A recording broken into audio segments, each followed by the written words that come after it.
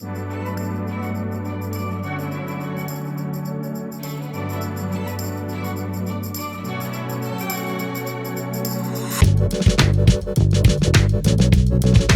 this is Ken Barron. I'm with the National Association. Look back and black and white men together. Today, I am feeling much better about our midterm chances. And voters who once appeared apathetic about the fall campaigns have plainly woken up. I know it has been a miserable few months watching our democracy under attack, but things are looking up. And in 179 counties, in a recent survey, unfortunately, it was found that the United States was one of 33 to have moved substantially towards autocracy. From 2016 to 2021, the US fell from 17th to 29th in the global democracy rankings. So we need to get a move on to protect our democracy. Well, voters in Kansas decided to keep abortion legal in the states, rejecting an amendment. Good news. A special election to fill a House seat in a New York district was won by Pat Ryan, who highlighted the Supreme Court rulings on guns and abortions. But meanwhile, Mark Molinaro largely avoided the topic of abortion, focusing instead on day-to-day voter anxieties from crime and inflation. But I'm growing more optimistic about the chances of holding the Senate this year. There are a series of first-time candidates who have struggled to turn their races into referendums on control of Congress. In Georgia, for instance, a candidate has been beset by a series of gaffes and controversies. Also, a nominee in Pennsylvania has been called out for promoting dubious medical claims. And the fact that he moved to the state only shortly before announcing the Senate campaign. Recent polling has also offered some bright spots for our value.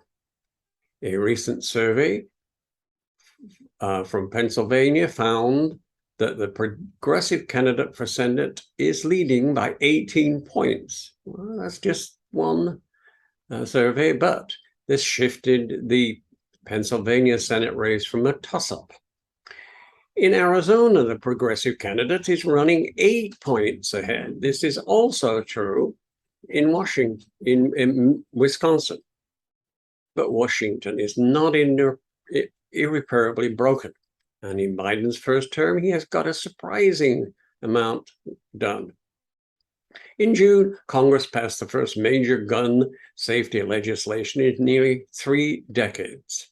In July, it voted to make the most significant investment in American industrial policy in half a century. Congress has passed the Inflation Reduction Act that lowers prescription drug costs, healthcare costs, and energy costs.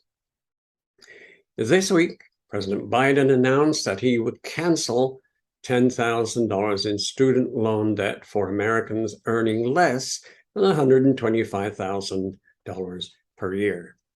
As he said in his campaign promise, it would provide economic relief to millions of people, and that was familiar with the announcement. Most people will know this. That's not to say that we have an easy path ahead of us. Inflation is often named as the top concern for voters, and it remains at its highest level in decades. So let's compare methods of getting out the vote.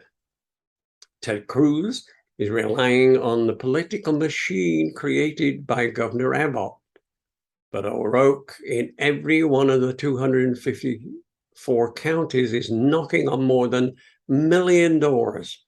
He has $5 or $10 or $15 at a time. These donations that are going to support people talking to people. And those people could decide the election of our lifetime. This brings me to my point. At the NABWMT, we have started changing opinions and votes, people to people.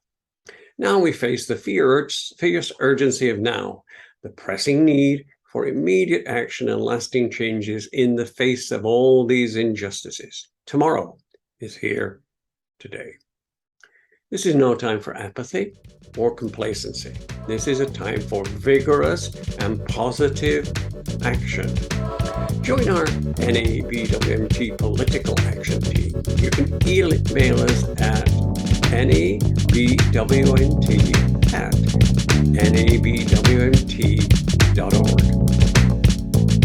Thanks for listening.